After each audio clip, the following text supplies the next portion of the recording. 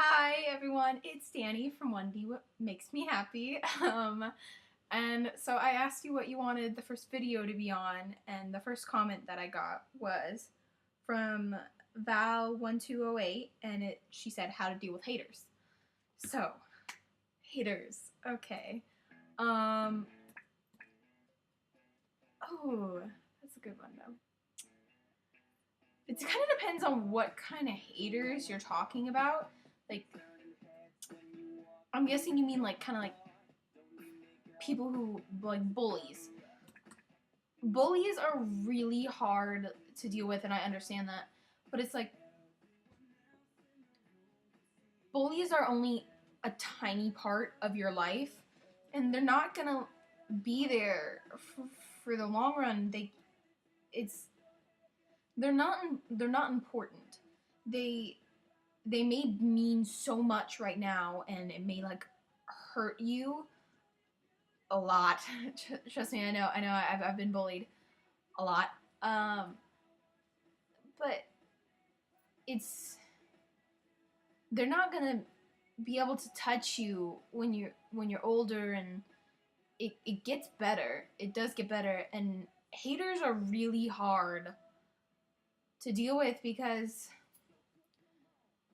it kind of depends on who you're dealing with. If you're dealing with the typical kind of mean girl, there's three things that it could possibly be. The first one is jealousy. The second one is they're more insecure of you, and the third one is they view you as competition. The third one I think happens a lot, and so same with the second one. Cause like with me, the third one happened when I'm in a theater group, and there's this girl and she's my competition. But really what it is she views me as her competition. She's talented, don't get me wrong. And take it as like she gets a part in a play and I don't. She would come up to me and just rub it in and rub it in and rub it in and be like, "So, Dani, how many lines did you get?" And I would just honestly reply with, "I don't really care and I don't know yet." So, and it's like, and she gave me a weird look and turned around. But that's it. She turned around. She didn't keep trying to pull me in, and I didn't let her sucker me, basically. And that's one of the things that I find is really helpful is like if you can manage to pull up that like kind of like you don't bug me. Even if you don't feel that way on the inside, if you can just manage to get that like I'm not going to listen to what you have to say. I'm not going to listen to your bullshit, basically. Just that can go a long way. And also one thing that's like really helpful with bullies and everything is when you have that person who's the rock in your life. Like my rock is my best friend. Her name is Melissa, and I call her Jessie. But she means a lot to me, and she's the kind of person that you can go to and just talk with, and like she'll listen, but she'll also give you good advice. Not one-sided advice because she's just your friend, but like straight up like real advice that like is really helpful. And like if you have someone in your life that's just really really helpful, even if it's just your parents can help a lot. Like with okay, so that was the third point, but the second point was insecurities. One thing that you really need to remember is that the bully is probably a lot more insecure than you are, so they're trying to pick flaws because you're probably not flawed, or something you may be insecure about and pick it on you, so that all attention is off them and is on you. You kind of have, I get that little bit, but it's like you have to understand they're probably going through something maybe worse than you are. I'm not trying to protect the bully or anything, but you never know what they're going through, and always take the high road. Always take the high road. Even if it's like, oh my god, they're horrible. Like, just always take the high road. I learned that lesson very young because I was bullied as a second grader, and it went on into third grade. But basically what happened was as a second grader, I was bullied by a fourth grader, and it was a little shocking because usually they kind of pick someone in their own grade, but the fact that she picked someone 2 grade years younger than her was is a little shocking if you look at it, but surprisingly, I handled it very maturely for a second grader, which, isn't supposed to happen because second graders aren't supposed to be mature. They're supposed to laugh about pooper stuff. But she would kick me and she would tell her friends, hey, let's go kick her, let's push her down. And she thought it was funny. And so did her friends. But, it wasn't. It hurt a lot. But I dealt with it in a very mature way because every time they would do it, I would just turn around and look at them and be like, this is what you're doing with your life. I just want you to know that. And I would turn around and walk away. And eventually, over time, she stopped. Her friends still tried to bully me, but she would tell them, knock it off. She's a friend. We weren't really friends, but I respected her, and there was like a mutual respect there, and it meant a lot. The fact that we respected each other as equals. And she stopped, which means a lot. And, all those stories about how the bullies never stop and they just keep going and going and going. That rarely, honestly, ever happens. They usually stop. Like, okay, there was a case one time in my life where the bully didn't stop.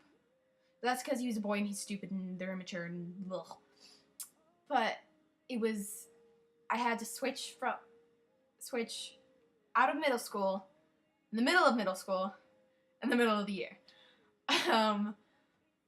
It was really hard. It was a really hard decision to make. But the bullying had been going on for a year and a half. And first I tried to take care of it on my own, but it didn't work, so I went to the school. The school didn't do anything. Then I went to my parents, and they tried, but the school still didn't do anything. I went and I had several, sessions with the vice principal, counseling sessions, or whatever you want to call them. And, I talked to her, and I was like, it's getting really bad. It needs to stop. But it never did. So I took it into my own hands, and one day when I came home from school, I just told my mom, I was like, you know what? I'm not going to go back tomorrow. If you drop me off, I'll turn around and walk back home. I need a new school. And, she switched. I switched to school. And my biggest fear at that new school was I was going to get hugged. Okay? It was a really good move for me, but that may not necessarily be the answer for you. For me, the first thing you should start with is try to take it into your own hands. Try to solve it, but if you feel like it's escalating, you need to go to somebody. You have to go to somebody and talk about it. Bullies are a huge problem, but it may seem really important and really bad right now, but it gets better. It gets a lot better. Okay. When you're in college, they're not going to get you. They can't.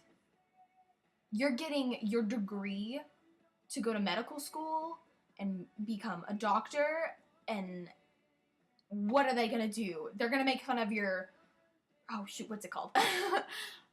Your work clothes? Your scrubs? Yeah, because that's really means something. They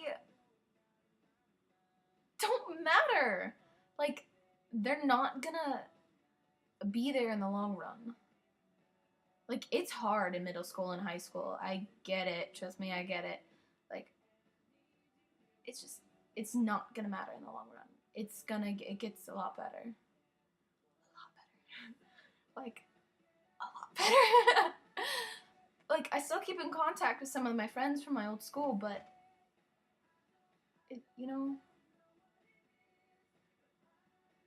bullying is a very tough thing to talk about with anyone. I don't even know what to say to a computer. And that means a lot. But it's, I can't think of anything. But Bullies are complicated, and most of the time, like I said, it's usually insecurities, jealousy, or they view you as competition. Most of the time with girls, it's like competition and jealousy of something. Maybe, just maybe, she's like, this guy's flirting with you, and she's jealous of that, so she seeks you out. And she thinks by making a fool of you, which she's probably not going to be even able to succeed to do because you guys are totally awesome, but by trying to make a fool of you, she's only making a fool of herself. And in high school, it actually gets better because it's like the bullies that bullied you in middle school have no power there. It's just, and also you just need to stick up for yourself. That's one thing I've learned, is you need to stick up for yourself and you need to stick up for your friends. If it matters and it shows a whole lot about you if you stick up for yourself and your friends and things you care about, but like not in like I'm gonna kind of like a debate situation, but like just stick up for them. Like, let me think of something real quick. I'm gonna try to think of a situation.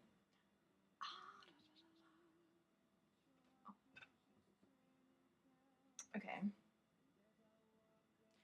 There was a situation I was in where a certain girl that I thought was my friend started to bag on somebody who I've listened to her bagging about a lot of time, but I actually got to know the girl, and the girl's so amazingly sweet. The one that she was bagging on is amazingly sweet. She's funny, and she's a really good friend of mine. And I turned to her and I said, "Hey, what's up?" to the girl that she was bagging on because she was a close friend. And she said, "Hey," and then like we parted ways, like the typical thing that you do in between passing period. And I'm walking with the girl that I thought was my friend, and she turned to me and she went, "You're friends with that bitch?" And I turned to her, I was like, "Yes, in fact I am, and she's not a bitch. She's my friend." And I left it at that and walked away. Okay, with her, she threw a fit because if she doesn't get her way, everything's... But I stood up for my friend, and it means something. She never talks about her anymore. Never. She never brings it up because she's my friend and I stood up for her. So stand up for your friends, stand up for yourself, and go to people.